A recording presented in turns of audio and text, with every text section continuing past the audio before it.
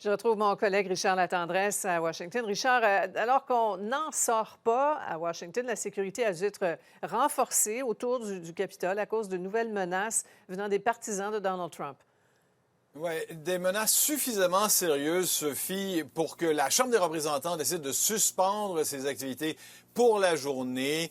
Policiers, soldats de la Garde nationale, ils sont encore 5200 ici à Washington, ont été mis sur le qui-vive, sur un pied d'alerte, alors que, bon, vous allez le voir, on les voit encore, là, ces clôtures ont été renforcées, fils barbelés, pour protéger le Capitole. Tout ça à cause de ces illuminés de QAnon. Encore une fois, ce sont des conspirationnistes qui vivent dans une réalité parallèle et qui avaient prédit que Donald Trump allait faire un retour triomphal à Washington et être assermenté aujourd'hui, 4 mars, président des États-Unis. 4 mars parce que, Sophie, jusqu'à l'élection de 1932, c'était le 4 mars que se faisait cette assermentation-là. Il y a le 12e amendement à la Constitution qui a ramené ça au 20 janvier. Je vais vous faire entendre un extrait d'une interview qu'un collègue de CNN a réalisée avec une des sympathisantes de QAnon pour vous donner une idée de la vision tordue qui les anime.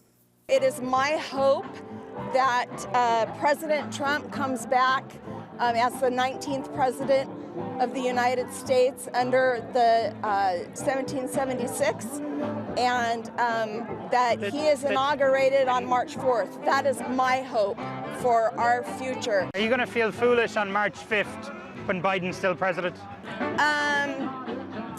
Then Trump has a different plan.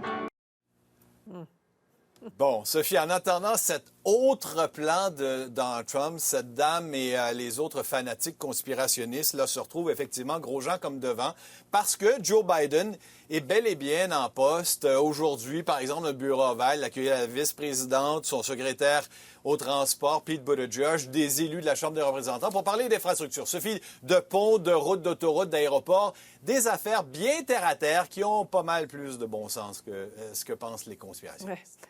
Il y a beaucoup de réactions, la plupart négatives, Richard, à la décision du Texas et d'autres États de suspendre les mesures pour limiter la propagation du coronavirus.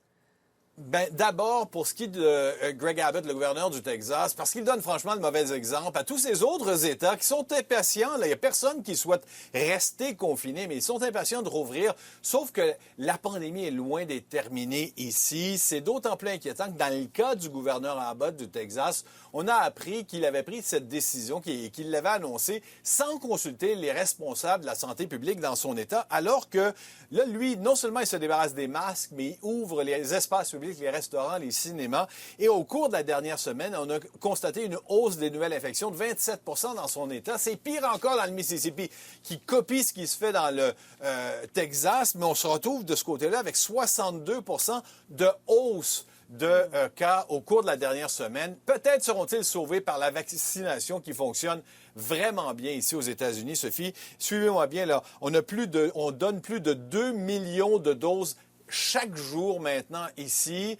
Le président Biden s'était donné comme objectif 100 millions de doses en 100 jours. On va atteindre son objectif avec un mois. On va devancer son objectif de 1 mois, ce qui est quand même impressionnant. C'est au moins ça la bonne nouvelle. Ça va peut-être sauver effectivement le gouverneur du Texas et les autres. On verra. Merci beaucoup, Richard. À demain. Au revoir, Sophie. À demain.